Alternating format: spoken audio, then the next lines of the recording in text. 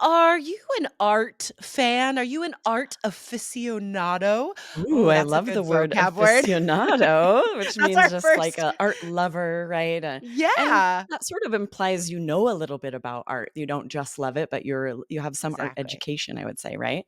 Yes. Oh my Mm, gosh, this is fantastic. We're already teaching you guys a great part three vocabulary word.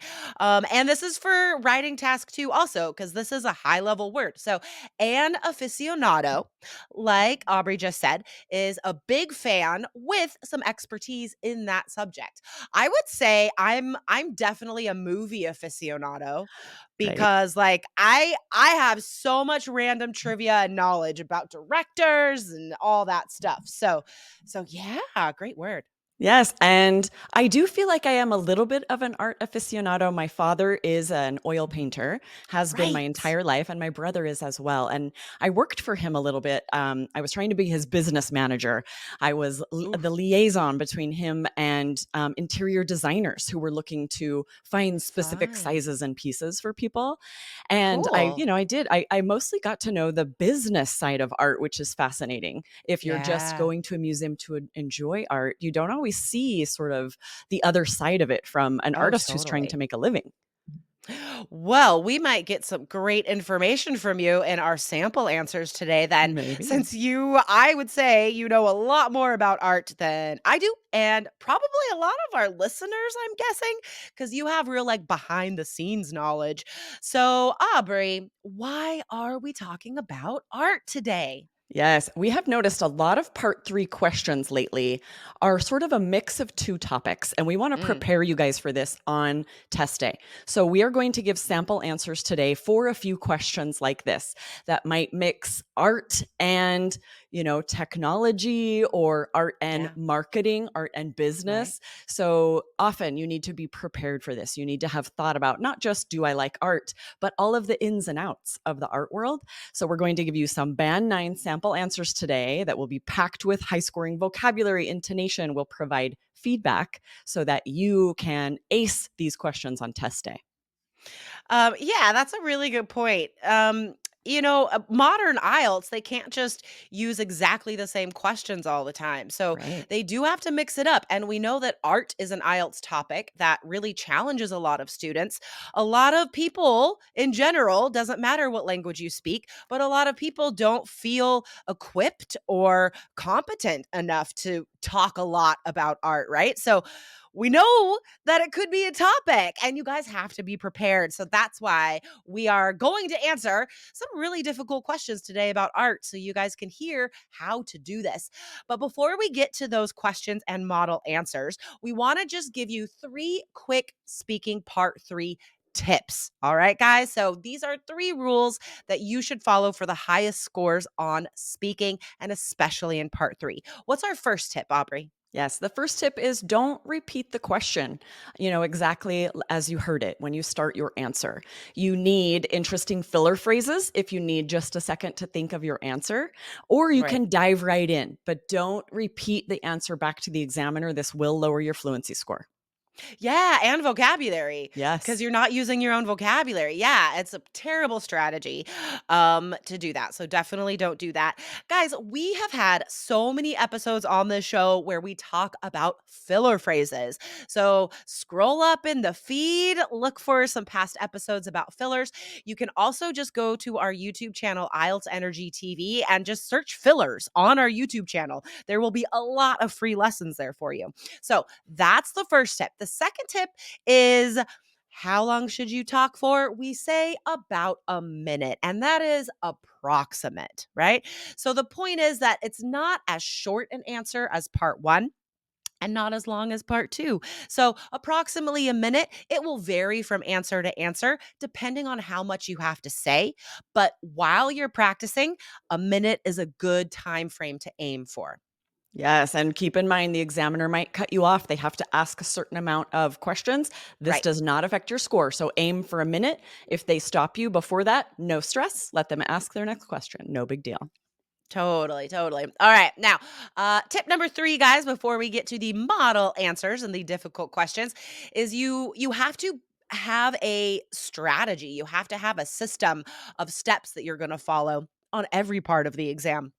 Um, so for part 3, what that means is have an overall structure of what you're going to try to do, because it's so hard when students go into part 3 and they maybe haven't practiced a lot. They don't know what to expect. They're very nervous. And either they don't say enough in part 3, or they talk about the wrong thing, or they repeat themselves because they don't have a structure to follow. We not that long ago did a great episode exactly about this. So scroll up, find IELTS Energy 1347, the highest scoring speaking part 3 structure. And we're going to tell you exactly how to organize your part 3 answers. But just the gist of it, Aubrey, how should they organize their answers? Yeah, the gist of it is to share your opinion, make sure you're directly answering the question, then provide examples, specific details that will have great vocabulary, and then summarize. Make sure that you have really hit the answer. Feel free to summarize to make sure that your point is clear. This Mhm. structure is always going to be high scoring. So go back and listen to that episode 1347, because we give you models of how to follow that structure as well. Okay, Aubrey, are you ready to do spontaneous and amazing part 3 answers? Yes, let's do it. All right, so I will ask you first, okay? How has technology affected the art world? Oh, so much, especially with ChatGTP and GPT and AI. We don't know anymore what is original artwork. If you're looking online, Mm. often photographs or paintings might be AI generated. And so this is really affecting the business side of the art world, where a lot of original work has been licensed and they're losing money. Artists are losing money to technology. So this has been a struggle for a lot of artists and is really too bad, because there is something about an original piece. If you can see it in person in a museum or at a gallery, that's when we know it's authentic, right? And we don't have to worry about technology ruining the world for artists who are trying to make a living. Lovely, that was so good. Um, Guys, instead of highlighting vocabulary from that answer, of which there was a lot of great vocabulary, but I'm gonna draw your attention to the variety of sentence structures, guys. Um, Go back and listen to Aubrey's answers, because there is such a great mix of complex, compound, and simple sentences in there. Especially notice the complex sentences that are in there. There's a conditional, there's a where clause, you said there's something about an original piece that's, so we have relative clauses in there. Guys, go back and listen to her answer. Maybe slow down the speed at which you're listening and really pay attention to that variety of structures. That was amazing. Okay, that was so good. All right, Jessica, are you ready for your first question? I think so. All right, let's do it. Can art be a form of activism? How effective is it? Oh my goodness, I love this question so much. Um, I live in Portland, Oregon, and there's a lot of art and activism. So there's we have a lot of both. Definitely a lot of crossover for sure. If you go to any cool neighborhood in Portland, downtown, wherever you go, whatever neighborhood, you will see these enormous murals, and a lot of them are the purpose of them is to get across a message of equality, of love, of equal rights for minorities, of anything that we protest about, that people are fighting the government about. You will see this reflected in the art of Portland, and that's one thing I love about this city.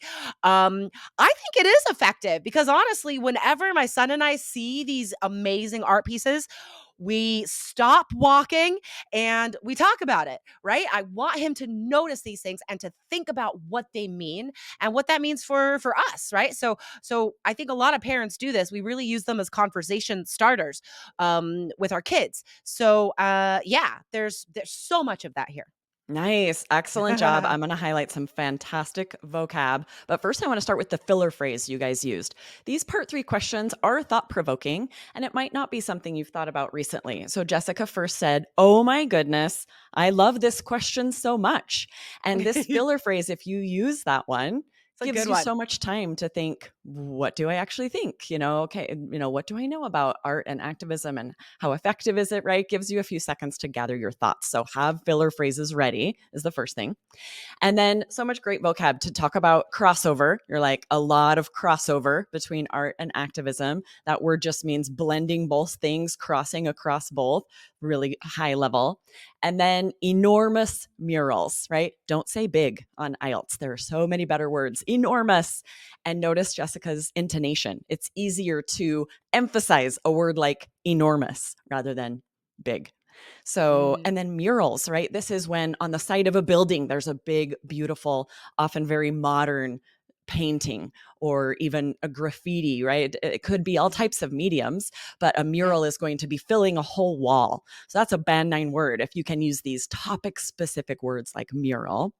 And mhm, then so smart to talk about the purpose of art. We often don't think about this. We're talking about the visuals and maybe even the emotions that evokes, but think about the purpose too. Why did the artist create this? And when it comes to activism, this makes sense to write that. If there is activism involved, there was definitely a purpose to this work, right? And then I wanted to point out there were two questions here. She definitely needed to also answer how effective it is. And she did that. She fully answered that first question and then didn't forget to say, and I think it is effective, and share how it starts conversations with her son. So, really good job. A lot of great vocabulary and also really good strategies there. And I just wanna point out also that, when I st this it we are answering exactly the way you guys have to on the test, like, we're not looking at these questions or planning them beforehand, um, and when I started answering that question, I didn't know how I was gonna answer it. Right. I didn't know how effective I was gonna say it was, you know? You just have to say the first thing that comes to mind, right? There is Okay. no right answer as long as you're giving an answer. Exactly. Totally. All right, Aubrey. Okay, last question today. Okay. In your opinion, is art more valuable when it is created for commercial purposes or for personal expression? Oh, this really depends on how you define the word valuable. If we're talking about the ability to make money, value as far as how much it's worth, then usually art for commercial purposes can pull a bigger paycheck. But if you're talking about the value in, emotions that are evoked, in the value that's added to a life when we're seeing beauty and appreciating what can be created by a person, then the art that's created for personal expression is definitely of more value because not only is the artist getting the value in creating this beautiful work, but also the people seeing it can feel so much. It's meant to create a reaction in us. And that Mm. you can't put a price on I that. love it. Oh my gosh, you're so well spoken. Oh, thank That's you. why you're a podcaster and a Right. teacher. So some great phrases I want you to take away from that answer, guys. She said, pull a bigger paycheck. And that is kind of slangy, right? To like Mhm. pull a paycheck. But it completely fits in this context for sure. That just means like get paid more. That's all it means, right? To pull a bigger paycheck. You guys can use this in speaking part one, talking about your job, being like, I wish I could be pulling a bigger paycheck somewhere else, but my job is fine for now. And then he said the emotions evoked. So evoked as using the past participle there, adjective, right? The emotions evoked. Evoked means brought up, right? What emotions does this bring out in you? It evokes this in you.